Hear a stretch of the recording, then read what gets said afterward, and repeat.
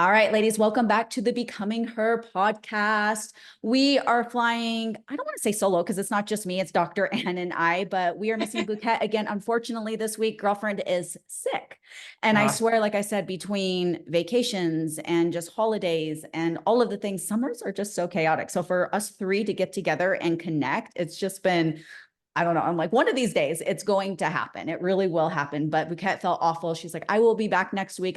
I know that you will. But I'm really excited for the episode that Dr. Ann and I have for you guys today, because this is a topic that I have personally struggled with. I know Dr. Ann has struggled with. I think every single female on our team has struggled with, and probably every single one of you listening to this podcast has struggled with. And we're going to be talking about food noise. And I know that there's a lot of different definitions and meaning to this term, and it means something different, I think, for a lot of different people. But we're going to be really chatting about what is food noise, how do we combat it, and how do we get in front of it. And Ann and I were talking before we hit the record button, and we both handle it in a quote unquote different fashion and dive into it in different ways, but they so much so interconnect, right? And so really, like, playing back and forth, I really just want to go through, and I'm going to let you kind of kick this off, Anne, because I know that for a lot of your clients, when they come to you, this is probably one of the number one things that they're struggling with. And so when you think food noise, like, what is your definition of that? Well, food noise historically has meant that people are struggling with either wanting to eat, I'm thinking constantly about what I can eat next, what I've just eaten, how many calories are in it, when I get to eat XYZ item, donut, a cookie next. I'm finishing breakfast and already worried about lunch. I'm finishing lunch and I'm already thinking about what I can have for a snack, or what I get to have for dessert, or what I get to have for dinner. And so it's this constant, obsessive focus really around food and It wanting consumes to your get, thoughts, like yes. day, like all day, every day consumes your thoughts. It literally runs rampant in your brain. Mm-hmm. Yes. Also, that I think runs side with that is then also noise about our bodies and what our bodies are doing in that space. Yeah, the guilt that goes with the food noise is astronomically high. Yep. And I see this from people on both ends of the spectrums, from people that are restricting really heavily and people that are binge eating or graze eating and struggling with food. That food noise is the same noise. It might exist with different actions, but it actually occurs regardless of what end of the spectrum we're on.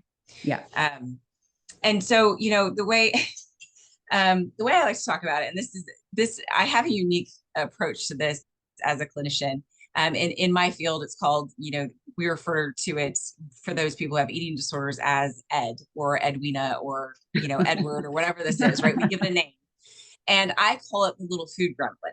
And the way that I like to think of it's like almost like this little devil that sits on your shoulder, that every single moment it's kind of trying to lure you into a binge or lure you into just focusing on this one thing so you can't accomplish other things. You can't be fully present.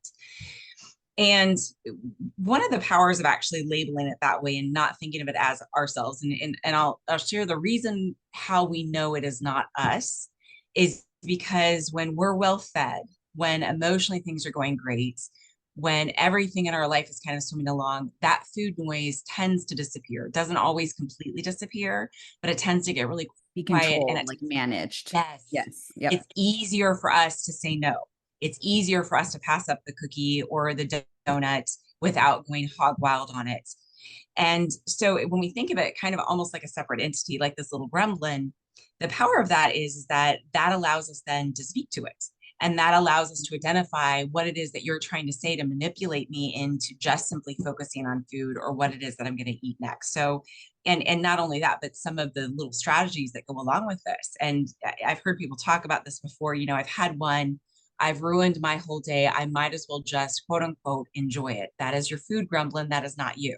I love how you're talking about this. I really hope the listeners are connecting this, because this is not, like you said, it's not you. You're speaking to it as if it's somebody completely separate from you. And I feel like where a lot of people struggle is they take on the identity of it, right? Yes. It becomes like, and I talk about this often, I get told, Nicole, I can't do this. I'm a binger. And I'm like, whoa, whoa, whoa, whoa. Well, back up, girlfriend, because I'm pretty sure binger is a noun and binge eating is just something that you did.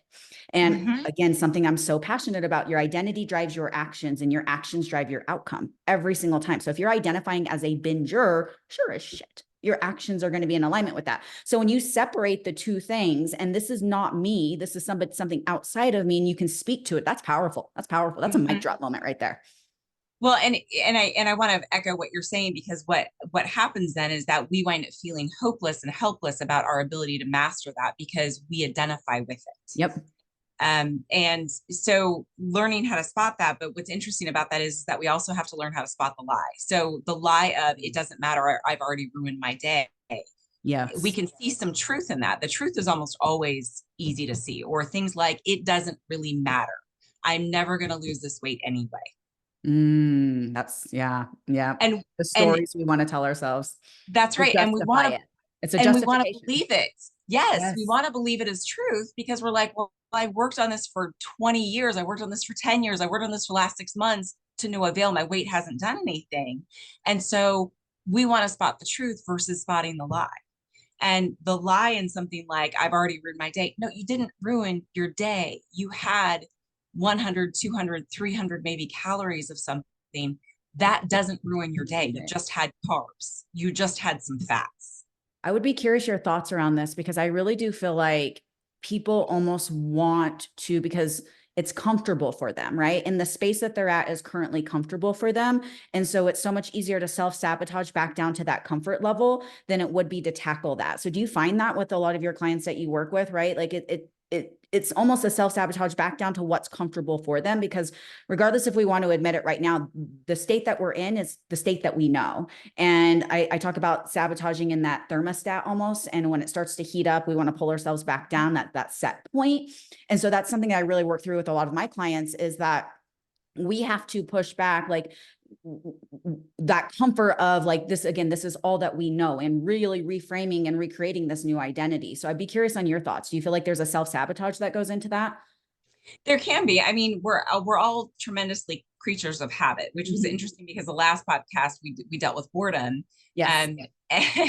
And boredom in the change.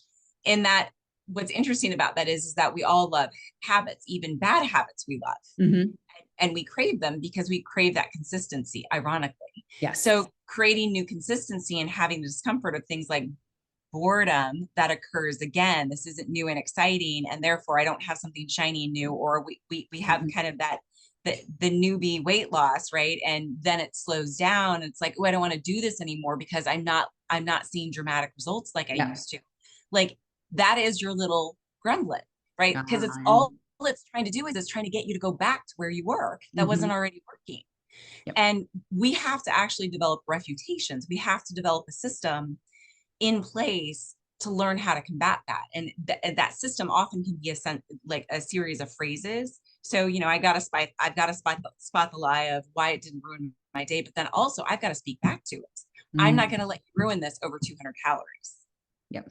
And I think the education piece of that is powerful too, like Anne said, because I think most people look at it and they're like, oh, I just ate the donut, I ruined my whole day. In reality, donuts, like a typical glazed donuts, around 300 calories. It's like 16 fat, 40 carb. It is so easy, if you wanted to eat a donut every single day of your life, realistically, to be able to fit the donut in easily and still be able to fuel your body with the foods that you need. And I feel like, again, there's the education piece that's lacking for a lot of people, because again, the donut is bad, right? So we perceive it as good versus bad. And then we assign emotion to food. And when we assign emotion to food, we become 10 times more invested into that was bad, I am shaming myself for the guilt, opposed to seeing the actual logical side that a donut is so freaking easy to fit into your day in and day out, if the donut is what does it for you. Absolutely. And finding things that match the donut too. So if we get tired, like, because, there's a whole episode on how we extinguish some of these trigger foods, but that food noise, and you mentioned this, a part of that food noise is not giving ourselves permission to have the foods that we genuinely want. Yeah. Now, I talk with people about this. And again, this is a whole nother episode. I just did this this week with someone where we developed like a food hierarchy, and we identified which trigger foods that we could tackle first. So if a food's really big for you, we've got to do it there's got to be a certain method to it to manage it. But ultimately, if you love this food, telling yourself you got to stay away from it doesn't work, and it actually increases some of that food noise, because now you're just thinking about it. I mean, I don't know about you, But I've got this teenager that lives inside of me that every single time someone, even myself, says you can't have it, I'm like, I'm going to figure out how to get that now. We naturally want what we can't have. I think that just goes for anything in life, right?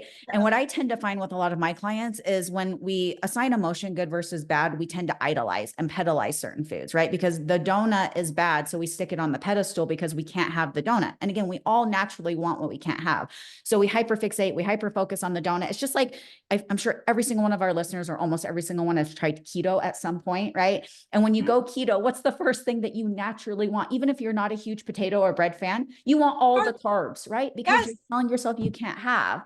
And so when we idolize and we pedalize, and it's like, I can't have the donut, I can't have the donut, I can't have the donut. And then it's like restrict, restrict, restrict, restrict until the coworker brings the box of donuts in the office.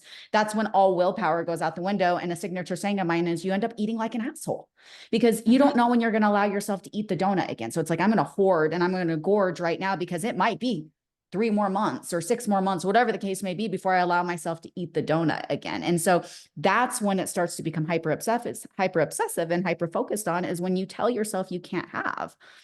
Mm-hmm. Yeah. Or I think along with that is we wistfully look at other people eating the donut and we say something along the lines of, must be nice that they get to have the donut. If I had a good metabolism, if I were 20, if I were 30 again, if I looked like that, I would give myself a donut. I was the it must be nice queen back in my, version 1.0 of Nicole. Like I just lived by that mantra. And I built up so much resentment, honestly, towards even my closest friends and family members. It consumed me. And that's a whole nother episode for a whole other day, because quite literally, I was seething inside. I was so angry, and I couldn't figure out why I was so angry either. It just didn't I'm like, here is, my best friend, and I quite literally just want to shake you right now. And I just had so much built up resentment because you're 50 pounds lighter than I am. You get to eat whatever you want. And here I am busting my ass, like restricting all of my foods the majority of the time, double time in the gym of what felt like, and not seeing any results that went with that. And that is connecting those two things. That's powerful. Another mic drop moment. Dr. Ann's coming in hot today. So yeah. Well, and that correlates with a lot of self-pity. And one of the things that I want to note about self-pity is that self-pity is actually really disempowering, because when we're in a place of self-pity, we're in a place of victimization. Yeah. Woe is me. I'm the only person on the planet, or that segment of people on the planet, that can never eat any dessert without gaining 5 pounds overnight. Like that's just, unless metabolically there's something going on with you, which is genuinely, I'm sure if I were here, she would talk about a hormone issue, right? Yeah. Like there's got to be something addressed. Most of us can eat most things. Yeah. Almost all. It's creating a metabolism that supports that too. There's a lot that, there is some things that go on, but yes, there is no reason that most of us can eat all the things if we understand the amounts and how to fit them in. Yes. That's it. Yep. Right. So, and again, that echoes back to that boundary thing that I was talking about. We have to understand what solid boundaries are, because what feels like is a boundary, which is no, I'm not going to have any sweets. I'm not going to have any sugar. I'm not going to have whatever food it is that I will go nuts on or eat like a trash panda. That actually isn't a boundary. That's just avoidance. That's all that is. When we're creating boundaries, what we're doing is we're creating safety around how to have those foods. So if you eat donuts like a trash panda, then maybe you need to have one donut at a donut store with like your husband or your friend or your kids, and then move on and do something else. And that's another technique that we use with food noise, that after you're done eating and you notice your brain wanting to focus on something else, do something incompatible with that obsessive thought pattern. Go for a walk, have a conversation with something, get really engaged in a jigsaw puzzle or a workout. And I know this is really hard to do all the time. And some people are like, well, I'm master multitasker. I can work and do stuff and still think about food.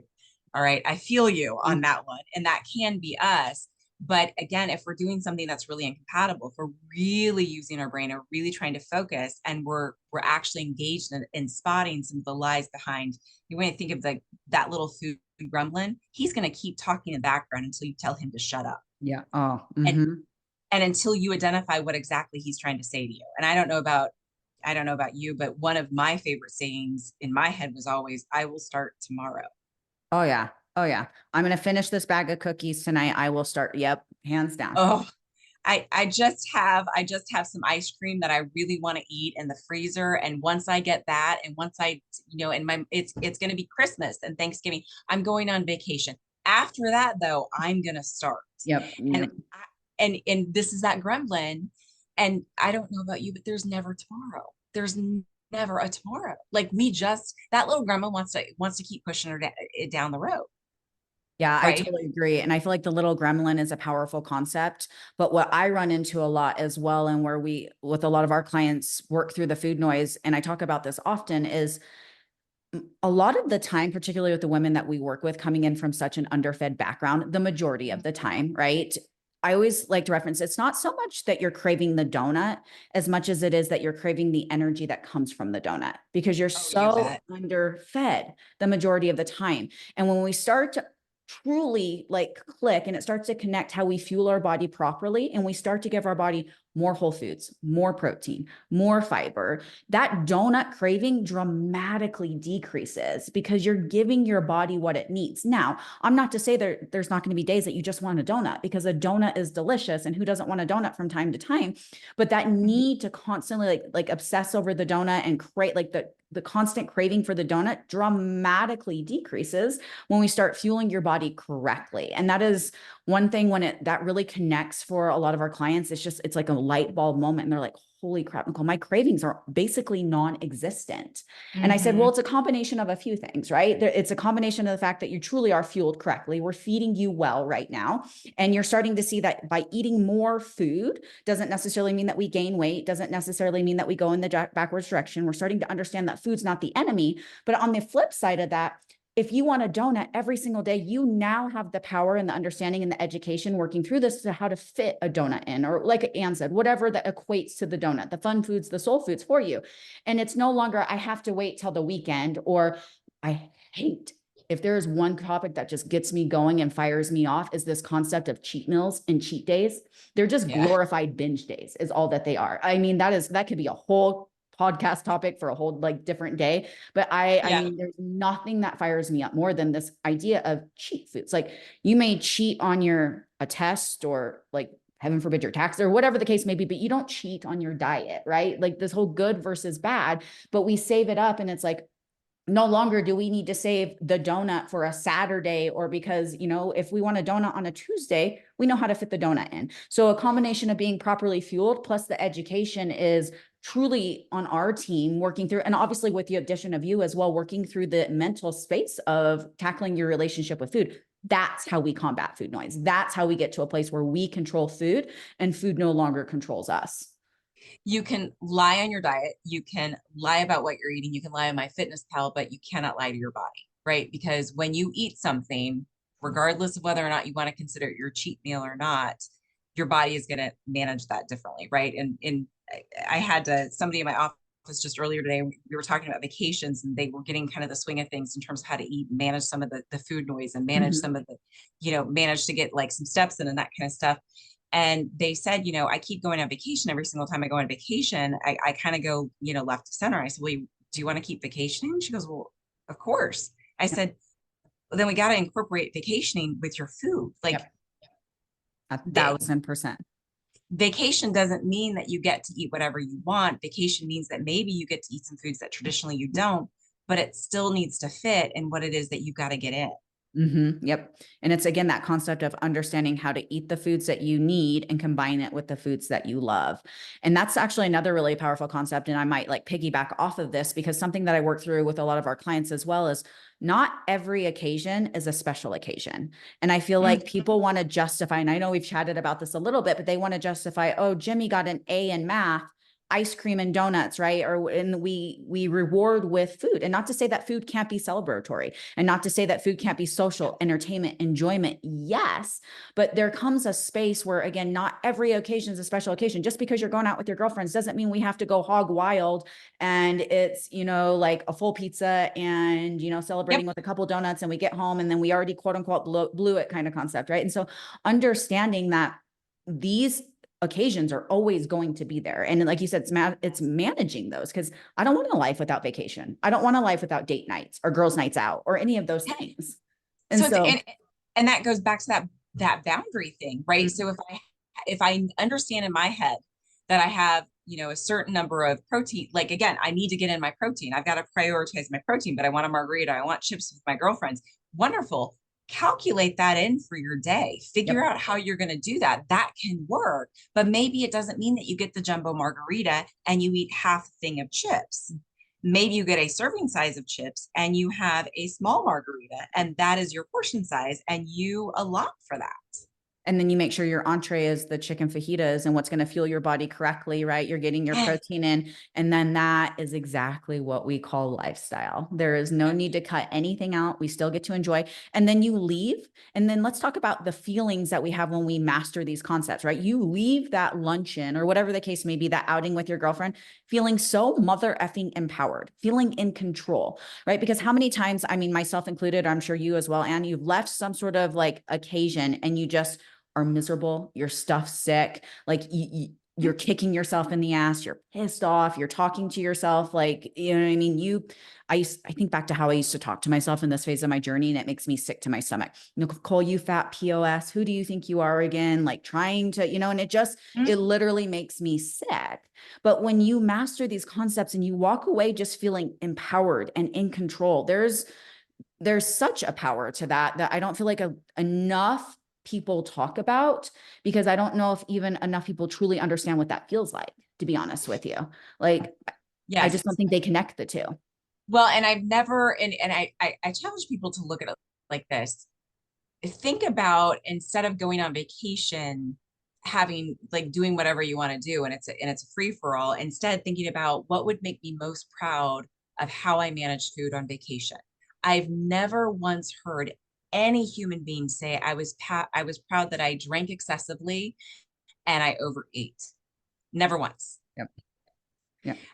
And generally, when people talk about being proud of themselves, they're saying things like, I had a few drinks, it was really lovely, and then I moved on. I had two or three macarons, and then Mm-hmm. I didn't continue to eat the rest of the day.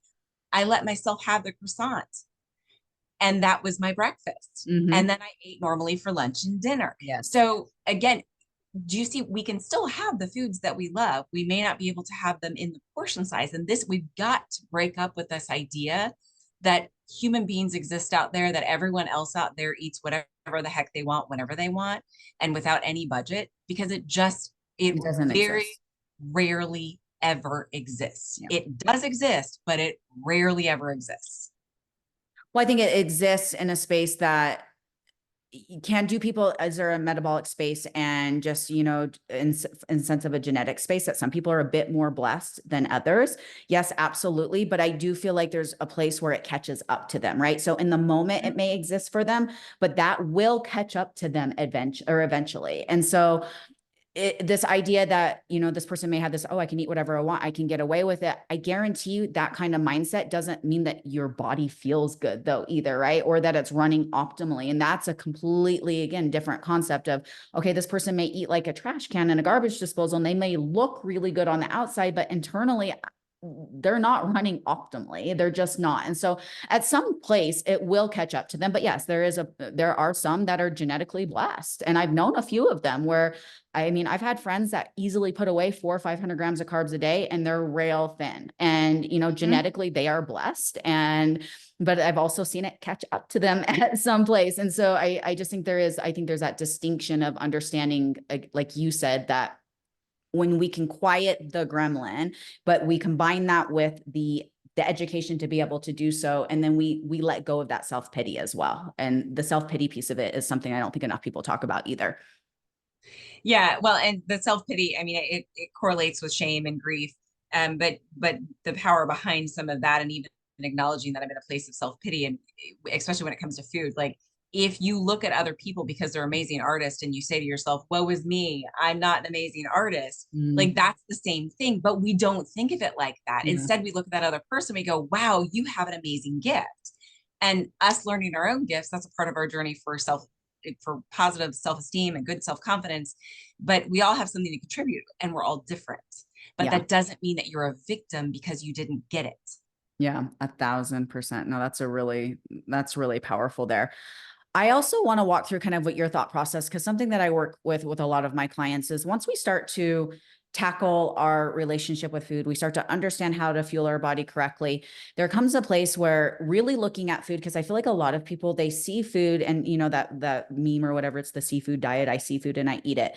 But Yeah. understanding that for me personally, something that works really well for me and that I help work through with a lot of my clients is if it's not a whole body, yes, then it's a no. And when we're talking how to manage vacations and whatnot, I feel like a lot of people think just because the food's there, they have to eat it.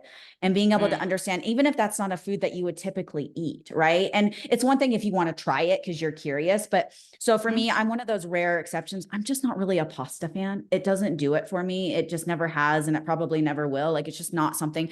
So, but I used to, when I would be on these, like if it was there, even though I didn't quote unquote enjoy it, I was still eating it.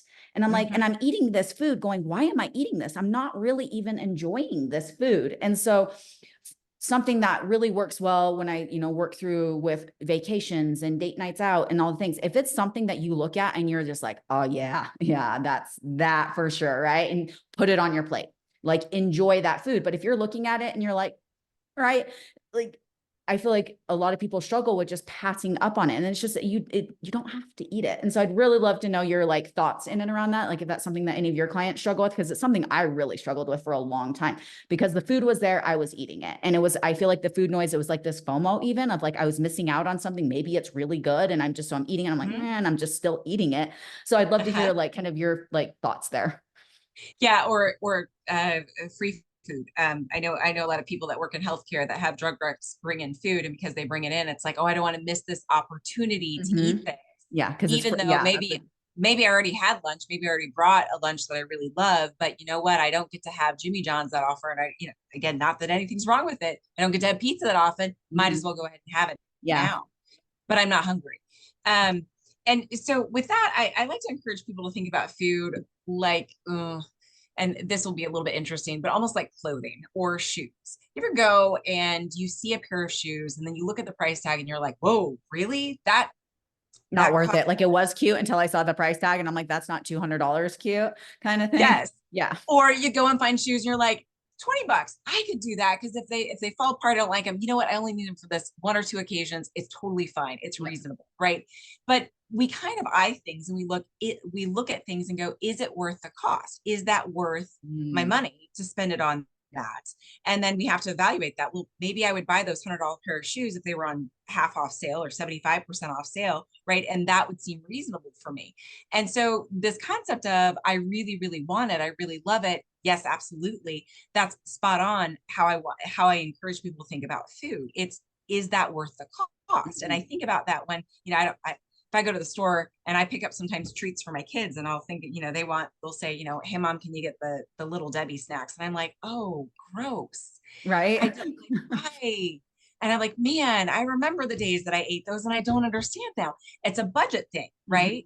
So I'm thinking, do I want some decadent chocolate dessert you made at a bakery with all of the gooey toppings and I can enjoy every piece? Or do I want this thing that maybe is sat on a shelf for a few weeks? I Mhm. want the bakery item. Yeah. You and I both. You and I And both. so I'm like, no, thank you. I'm not going to waste my carbs, my fat. I'm not going to waste it on that because I'd rather have the real thing and get to enjoy it. Yeah. I want to piggyback too off of this to whole budget conversation that we're having, because this is the power. And this is something I talk about so often. And one of the only ways I was ever able to get to a place of tackling my food noise was understanding how to fuel my body correctly. And the only thing that gave me the education awareness, I mean, I talk about this, my first coach, that man not just changed my life, that man saved my life, but also the power of macros and tracking and understanding the budget, right? And I want to dive into this with you because this is something I get met with a lot of resistance when I talk to people when I talk about tracking. And tracking is one of those things I'm very vocal about my opinions on tracking. I truly feel like that we track for the short term, so we do not have to track for the long term. I don't want any of my clients attached to a food scale or a tracking app for the rest of their life. I just don't. That's not a lifestyle. That's a mother effing prison sentence. But there is a Mhm. time and space that I feel like every person on this planet should track for a short period of time. First of all, going to teach and educate you on how much you are are or are not eating the majority of the time. It is going to help Mhm. educate you on how to eat all of the foods that you love and still see success. And three, Mhm. it helps us achieve a very specific outcome, right? And when we talk about the look, not just the number, but the look, because toned, and I put this in, like, if you're not watching this on the video, I'm putting this in quotations, toned equals muscle and toned equals strategy. You're not going to wake up one day toned. If that's your end outcome, right? Like you want the banging bod that you feel damn good and naked, that requires a strategy. And so tracking is going to be a piece of this. And when you say the budget tracking, and when I get met, because I get met with a lot of resistance of that's obsessive. Like I don't want my daughter to see me tracking. It's overwhelming. It's all of these things. And I'm like, I want to stop you right there, because if you were budgeting your bank account, or you saw somebody budgeting their bank account, would you ever walk up to them and think that's obsessive or tell them that's obsessive? Absolutely not, right? Like when we look at it as a bank account with money being withdrawn and deposited and being able to, budget your account accordingly, no. But tracking and your intake is no different than a budget. It's just not. It's your perception around tracking and the way that you view tracking, right? And what you may seem as obsessive, for me, discipline equals freedom. Almost like you may view tracking everything as obsessive and over the top, but I view it as, okay, I track my intake, I know my intake, and now the freedom that comes with that is if I want a donut, I get to eat a donut. Where you're restricting the donut because the donut's bad, I understand how to fit the donut in. And so you may deem as me tracking as obsessive, but to me that's more freedom than it is anything else. And then it's like, well, I don't want my daughter or my kids see me tracking, and I'm like, my son sees me tracking all the time. He tracks now too, right? Because he's quarterback on a football team. We have to make sure that he's fueling his body enough. And so he knows I track to make sure I'm eating enough. It's not because it's a subtraction thing. It's an addition thing. And so this concept that because I feel like there's such a stigma around tracking, and I know it might be different for those working through like an eating disorder, and that's a completely different realm. I hear that, a It completely different realm, right? And I'm not talking to that person. I'm talking to the everyday person. Mhm. That has this mindset around tracking. And I would love to hear your thoughts, because it's the budget and it's the education of how to balance that budget and understanding that it should not be this forever thing where you're attached. But once you develop the education and awareness in and around how much 6 ounces of chicken really, or what 6 ounces of chicken really looks like, or a serving size of nut butter really looks like, and we get you to a place of maintenance and you've achieved your body composition goals, that's when we transition you. And that's the goal for every single one of my clients, is intuitive eating. But that right is earned. It's not given. You can't expect somebody who's never tracked a day in their life to intuitively eat and think that that's going to work out well for them, right? Like Yep. intuitively, I would want the macaroni and cheese and the foods that are really highly palatable because they're super high in carbs and they're super high in fats with very little protein. Intuitively, I think we all would quote unquote do that. And so this idea of the obsessiveness that comes with tracking, but I love to reference it and think of it as just that, as a budget, and understanding how to balance that budget. But I would love to hear your thoughts on that, because like I said, I know you work with a completely different spectrum of those struggling with eating disorders at time. And again, I'm not talking to that specific person, but more so probably the everyday listener. Yes. So, I'm going to add in here the disclaimer on that, the eating disorder in particular, because I think it merits at least brushing over from a clinical perspective. So with calorie counting, tracking grams of fat, macros, even, that's for some people that have had a history of eating disorder, can create significant anxiety because it's attached to worthiness and then fuels additional behavior. So people Mm-hmm. who kind of have these obsessive loops where if I overeat by 100 calories, by 5 calories, by, whatever, and overestimating calories and not being realistic about how much they actually are eating because they want to give cushion in their Mm-hmm. calorie loads, it creates some obsessive patterns. And so even then, what I do want to say is that even then, when I'm working with people with eating disorders, they still are tracking their food. They're using things like recovery records. So they're getting in and they're learning what 3 ounces of meat looks like. They're learning what a portion size of fat looks like, how to see what a tablespoon, and sometimes we'll even have them measure. So this concept of tracking actually is really helpful because what it actually increases is our mindfulness skills. And Mm-hmm. everything that I do in therapy, be it I'm in couples counseling, we're talking about depression, we're talking about food gremlins. A lot of what we're doing is about learning mindfulness Mm-hmm. skills so that we don't default into our resting habits. Got it. And when we're working on change, it does require us to utilize significantly more mindfulness skills and mindfulness based tracking patterns. Mm. Budgeting is a great example. So with people, when they're struggling to manage their money, sometimes have to look at their bank account once a week and take a look at all of the little expenses that they, again, there's money grumbling that says it's just $5 for Only $5. Starbucks. It's Yeah. not that big of a Yeah. deal, right? Again, there's that life. It's not that big of a deal. And before you know it, at the end of the week, that not that big of a deal amounts to $100, $200 of tiny little purchases that you had no idea cost that much They add up overall. quickly. Yep. Yep.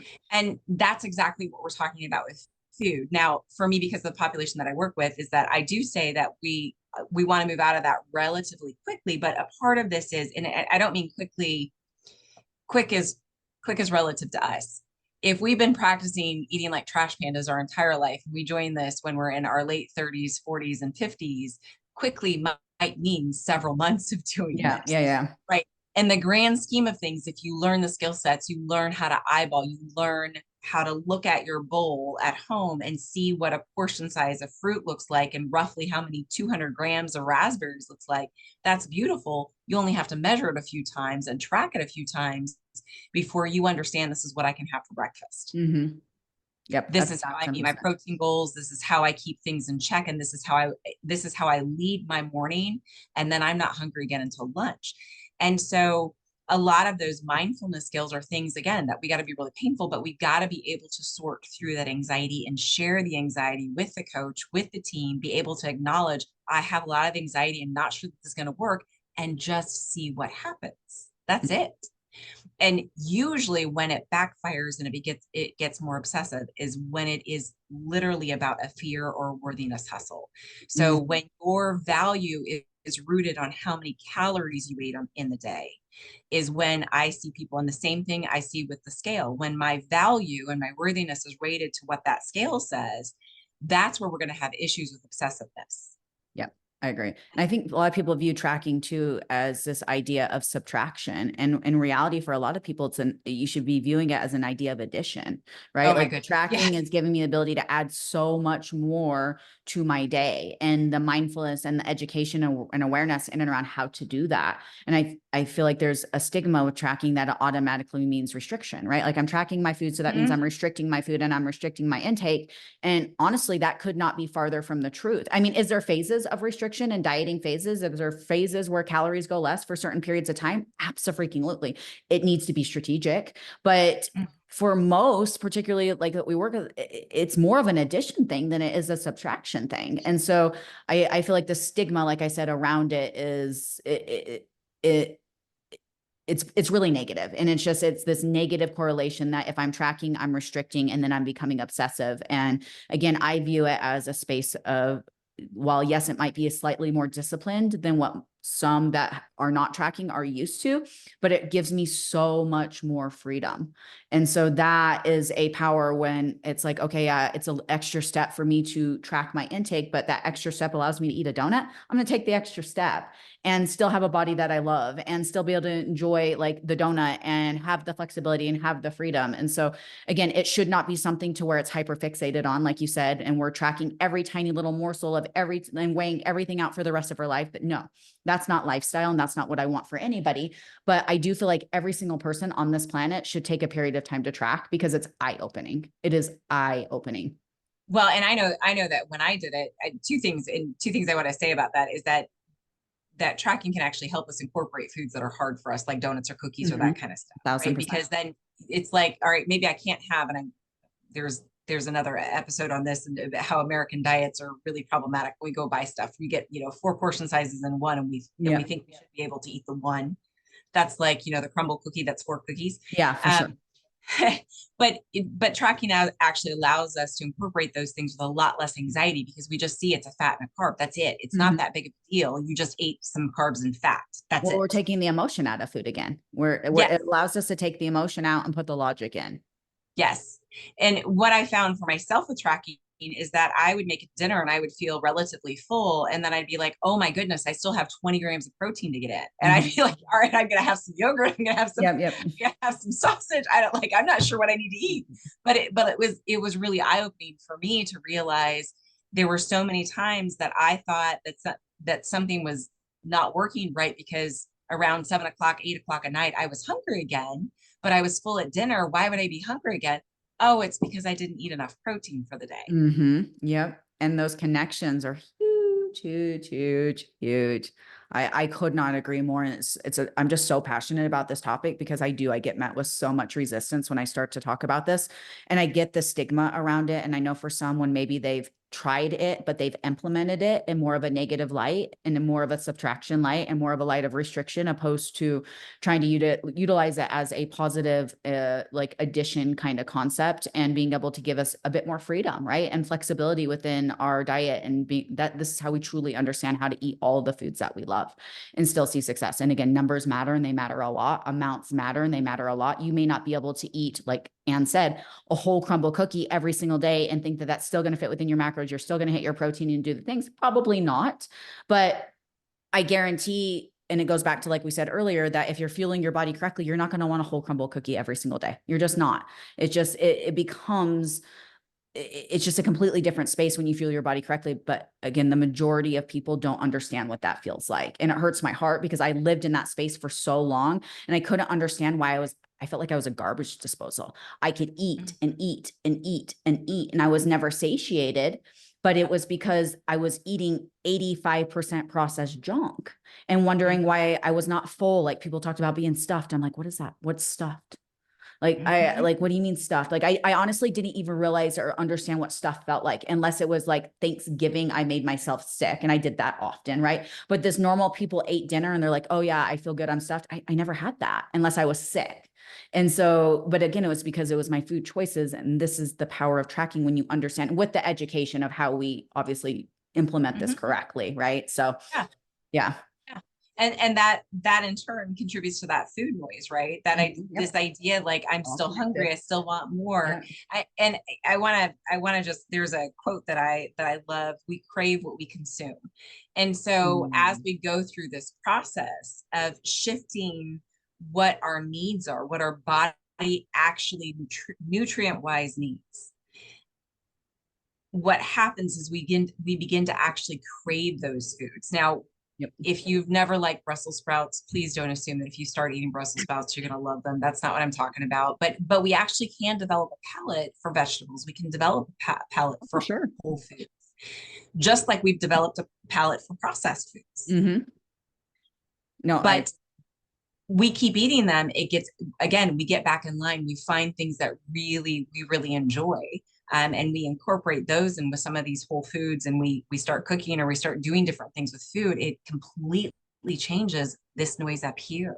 yeah, it's huge. And I think you just made a powerful like point there as well. Just because I feel like a lot of people, they're like, oh, I need to hit my protein goal, I have to eat chicken, and I don't really enjoy chicken. No, you don't. If you don't enjoy chicken, please don't eat chicken. Find a protein source that you enjoy, right? Just like Anne said, Yes. if you need to add some micros and we need some fiber, and fiber is crucial. I feel like fiber is so underrated and not talked about enough. Protein kind of steals the show, and protein's really freaking important, but fiber is right there with it. So if you need more fiber and you hate Brussels sprouts, please don't eat Brussels sprouts. I mean, I happen to really love them. My stomach doesn't love them, but I happen to really love them. I hear you. Yeah, my digestion takes a hit every single time.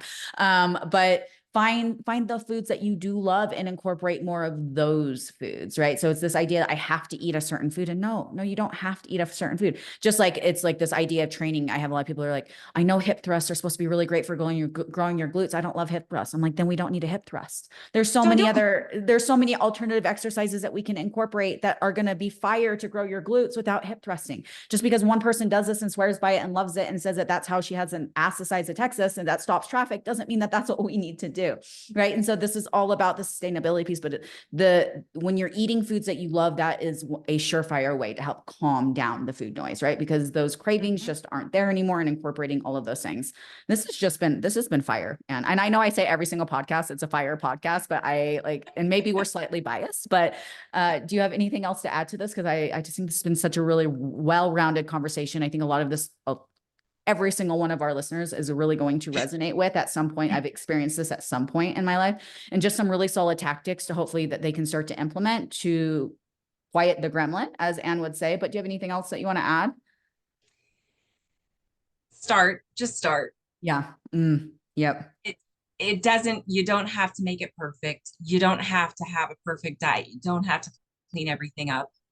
Just Yes. start somewhere. Just start somewhere. I think we're going to do a whole podcast on this and we're going to talk about how to calculate macros and really, but I love the concept of just starting and lowering the cost or barrier to entry, right? I feel like some people like set the bar so high and if they can't hit every single metric, then they do nothing at all. And we're really going to dive into this on a future podcast that we have planned out, but just like, yeah, start by simply increasing your protein amount. Start by simply increasing your veggie consumption. Like just start somewhere.